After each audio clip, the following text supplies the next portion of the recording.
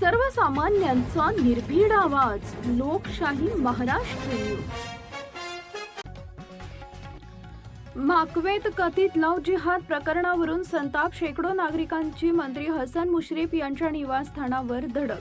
कागल तालुक्यातील माकवे गावात घडलेल्या कथित लव्ह जिहाद प्रकरणावरून शनिवारी गावातील शेकडो महिला व नागरिकांनी तीव्र संताप व्यक्त करत राज्याचे मंत्री हसन मुश्रीफ यांच्या निवासस्थानावर धडक दिली. मुलगी मिळाल्याशिवाय इथून हलणार नाही असा ठाम पवित्रा नागरिकांनी घेतल्यानं परिसरात काही काळ तणावपूर्ण वातावरण निर्माण झाले.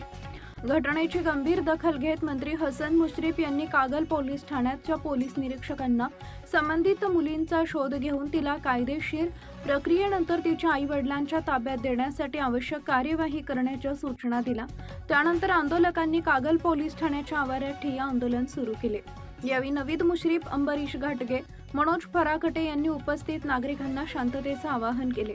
मुलीच्या आई-वडिलांचे जबाब नोंदवण्याची प्रक्रिया सुरू असून सर्व कायदेशीर बाबी पूर्ण केल्यानंतर मुलीला पालकांच्या स्वाधीन करण्यासाठी पोलीस प्रशासन कार्यरत असल्याचं त्यांनी यावेळी सांगितलंय.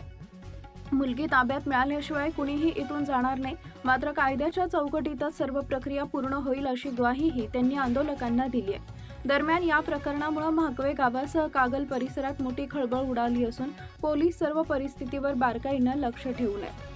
सर्जेराव भाट, मुरगुड प्रतिनिधी. लाईक करा, शेअर करा, सबस्क्राईब करा आणि बेल आयकॉन प्रेस करा.